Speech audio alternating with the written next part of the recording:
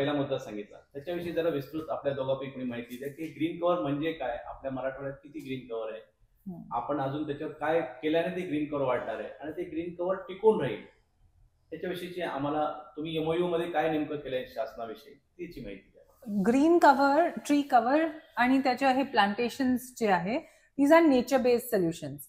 म्हणजे आपल्याकडे I think any one knows की if you do we also do a temperature analysis, right? You take a temperature gun, you measure the temperature of a road outside the canopy of a tree and under the canopy of a tree, and there can be a difference of 20% almost, like 10 to 20% of degrees. झाडाखालचं तापमान आणि उन्हातलं तापमान याच्यामध्ये जवळपास 10 ते 20 degree टक्क्याचा म्हणजे 40 degree जर बाहेर तापमान असेल तर किमान 4 डिग्रीचा किंवा 8 डिग्री पर्यंत तापमानात फरक झाडाच्या. हो, आणि आय थिंक हे डेटा वगैरे तर आहेच, पण कुठलंही पार्किंग स्पेस बघितलं त्याच्यात एक झाड जर असलं तर तो सगळ्यात प्राईम पार्किंग स्पॉट असतो, सगळ्यांना तोच स्पॉट पाहिजे असतो, कारण आपल्याला माहिती आहे की गाडीचं टेम्परेचर, आपण बाहेरून परत गाडीवर बसल्यावर काय तापू शकते गाडी.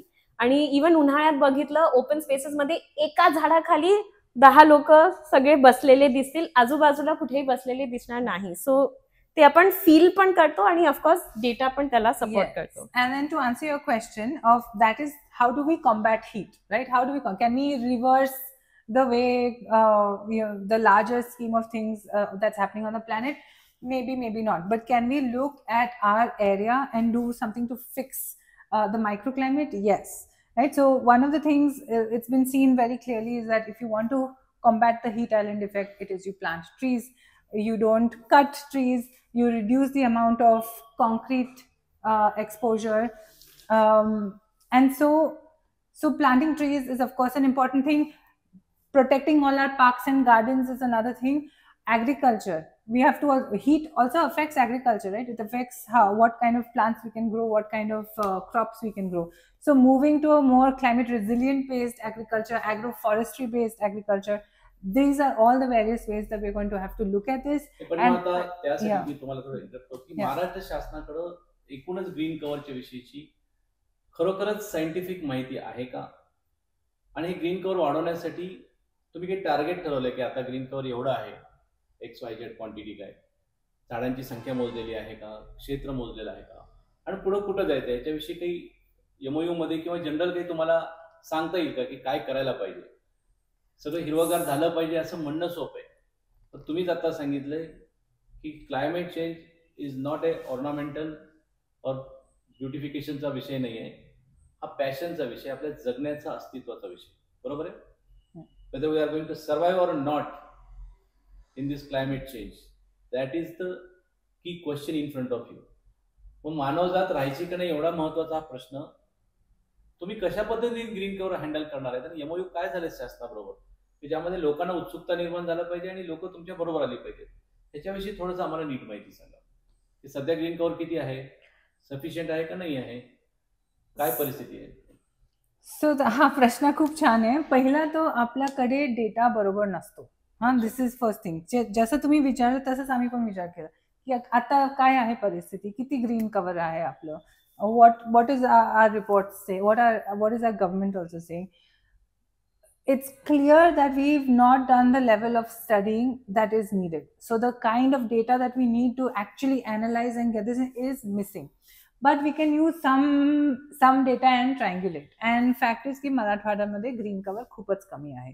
नॅशनल ॲव्हरेज पेक्षा पण I think it is a fraction of the national average. I think national average 16 ते 20% म्हणजे वेगवेगळे रिपोर्ट जर बघितले तर 16 ते 20% मध्ये, आणि मराठवाड्याचे जे स्टडीज आहेत ते 5 ते 8% मध्ये आपण बघितले आहेत रिपोर्ट्स की एवढं ग्रीन कव्हर आहे.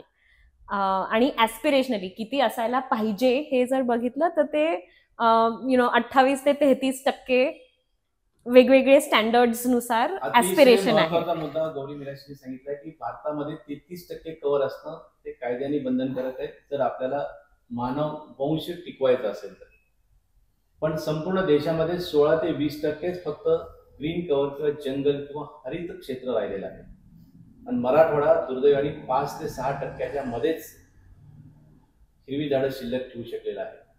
म्हणजे आपण वाळवंटाच्या दिशेने गतीने निघालेलो आहोत.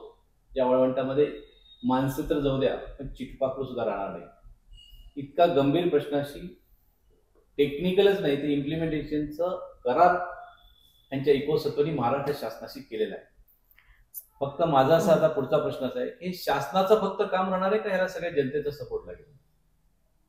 तोच विषय आहे की हा फक्त शासन पण नाही करू शकत, फक्त काही एक्सपर्ट ऑर्गनायझेशन पण नाही करू शकत.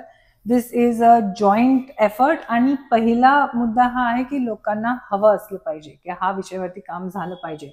आमचं हीट आयलंड इफेक्ट आहे ते कॉम्बॅट झालं पाहिजे. Temperatures, we should be able to control our temperatures, have better environmental conditions, sanitation, cleanliness, health impact. Basically लोकांना वाटलं की हे जे आता परिस्थिती आहे ती बरोबर नाही आहे, ती चेंज झाली पाहिजे असं त्यांना प्रायोरिटी वाटलं तरच हे होऊ शकणार. आणि हे जॉईंटली झालं तरच सक्सेसफुल होणार. निश्चित विश्वास आहे की जेवढ्या मराठवाड्यातल्या हजारो खेड्यामध्ये मी जाऊन आलेलो आहे आणि लाखो लोकांना प्रत्यक्ष भेटलेलो आहे. तेव्हा योग्य पद्धतीने मी मराठवाड्यातल्या जनतेला विषय समजून सांगाल तर मराठवाड्याची जनता खूप चांगल्या पद्धतीने तुमच्या बरोबर येईल, शासनाबरोबर येईल. पण होतं काय, मुळामध्ये मागं कधीतरी सामाजिक वनीकरण मार्फत सुभाबळ लावण्याची एक योजना सरकारने आणली होती. माननीय आमचे नेते आणि माझे मित्र चंद्रपूरचे मंत्री सुधीर भाऊ मुनगंटीवार हे वनमंत्री असतात, त्यांनी 100 कोटी झाडे लावण्याचा संकल्प केला होता आणि बऱ्याच ठिकाणी झाडं लावण्याची मोहीम त्यांच्यामार्फत चालू होती. शासन अशा कुठल्या तरी मोहिमा काढतं, झाडं लावतं, पैसे खर्च होतात, पुढे काहीच होत नाही असं तर दिसत नाही. काही होतंय असेल पण दिसत नाही. त्याच्यामध्ये काही चुकतंय, टेक्निकली आपलं इम्प्लिमेंटेशन चुकतंय का जबाबदारी चुकते, नेमकं काय होतंय की झाडं लावली जातात पण टिकत का नाही? तर पहिलं तर तुम्ही जे म्हणाले सुबाबुलच्या बद्दल, तर सुबाबुलचे plantations are okay if you looking at it from a perspective of growing trees to plant to make paper for paper mills, or you're growing trees for only carbon sequestration. But if you look at it from a ecological perspective, from a environmental perspective, subabul is an invasive species. म्हणजे ते एक लावलं की मग त्याचे 100,000 होतच राहतात आणि जे नेटिव्ह आपले झाड आहे ते ग्रो होऊ शकत नाही. So that's the thing. If we are going out with a policy, we have to be very clear what it is about, what the impact is. Is it a good thing? Is it not a good thing? That has to be done. But yeah. So I think national लेवलवर आपण काही targets ठरवू शकतो. ते प्रत्येक state त्याला आपलं एक वेगळं रूप देऊ शकते. पण जे ऍक्शन व्हायचं असतं ते आपले लोकल गव्हर्नमेंट बॉडीज जे आहेत, आपले ग्रामपंचायत, आपले नगरपंचायत, नगर परिषद, इथे ते ऍक्शन होणं गरजेचं असतं. सो जरी 100 कोटी झाडांचं टार्गेट असेल तर वैजापूर सारखं शहर किंवा निलंगा सारखं शहर एक्झॅक्टली काय करू शकतं, कसं करू शकतं आणि कशा प्रकारचं इम्प्लिमेंटेशन त्याच्यासाठी सुटेबल आहे. जे औरंगाबादमध्ये होऊ शकतं तेच रत्नागिरीमध्ये होऊ शकतं असं तर नाही आहे. कारण पाण्याची अवेलेबिलिटी, वातावरण, कुठली झाडं तिथे टिकतात, तिथल्या काय यूज असणार आहे त्याचा, ते आपल्याला फॉरेस्ट म्हणून डेव्हलप करायचंय का थोडं पार्क्स आणि गार्डन्स आणि बायोडायव्हर्सिटी एरियाज, इको टुरिझम, काय पर्पजसाठी आपण प्लांट करतोय त्यानुसार आपल्याला प्रत्येक स्ट्रॅटेजी वापरावी लागते. आणि हेच आमच्या करारामधनं आम्ही करायचा प्रयत्न करतोय की काय काय वेगळ्या स्ट्रॅटेजीज आहेत त्या एकत्र करू, त्या पायलट करू, त्या इम्प्लिमेंट करून बघू कुठल्या स्ट्रॅटेजीला किती रिसोर्स, काय प्रकारचे कंडिशन्स आणि काय इम्पॅक्ट.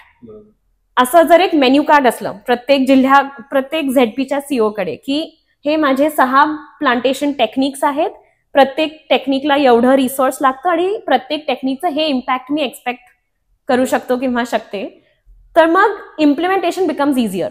एक मोठं टार्गेट असणं छान आहे की त्यांनी दिशा मिळते, पण एक्झॅक्टली करायचं काय, कसं करायचं ते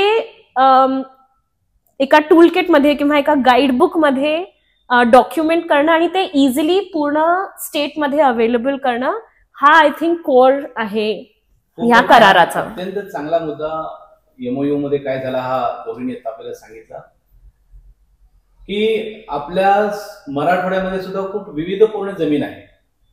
काही नदी नाले आहेत, ते उघडे डोंगर आहेत, ते अत्यंत पाण्याच्या जमिनी आहेत. काही ठिकाणी थोडं पाणी, थोडे काही काळ पाणी आणि नंतर बिलकुलच पाणी नाही अशी परिस्थिती आहे. आणि ह्याचं नियोजन देशाच्या स्तरावर, महाराष्ट्राच्या स्तरावर किंवा विभागीय स्तरावर करून चालणार नाही, तर त्या त्या ग्राम पातळीवर जाऊन समजून सांगावं लागेल की इथं हे टिकेल. त्याचबरोबर ते कायमस्वरूपी राहील कसा. जसं आपण आपल्या संभाजीनगर जिल्ह्यामध्ये चौक्याच्या पुढे गेलं की कणकोरा सातोळ्याला एक चांगलं वनक्षेत्र विकसित झालेलं बघतोय. अशी वनक्षेत्र कदाचित ती पर्यटनासाठी विकसित होतील, कदाचित प्लेग्राऊंड म्हणून विकसित होतील, कदाचित सुंदर गार्डन्स म्हणून विकसित होतील, पार्क्स म्हणून विकसित होतील. हे प्रत्येक ठिकाणी वेगवेगळ्या पद्धतीने त्याचं नियोजन करावं लागेल. आणि हे संपूर्ण नियोजन करून द्यायची जबाबदारी इकोसत्वनी आपल्या खांद्यावर उचललेली आहे. त्याबद्दल आपण त्यांचं खरंच मनापासून अगदी टाळ्या वाजून आम्ही तुमचं अभिनंदन करतो की खरंच हा एक क्रांतिकारी विचार आहे की प्लॅन ऍट बॉटम लेवल, सगळ्यात खालच्या स्तरावर प्लॅनिंग करा आणि त्याला टेक्निकली ताकद द्या की तुला काय करायचं ते तू ठरव. तेव्हा आपल्या प्रत्येक गावामध्ये याच्या पुढे गार्डन्स होतील. एक्झॅक्टली.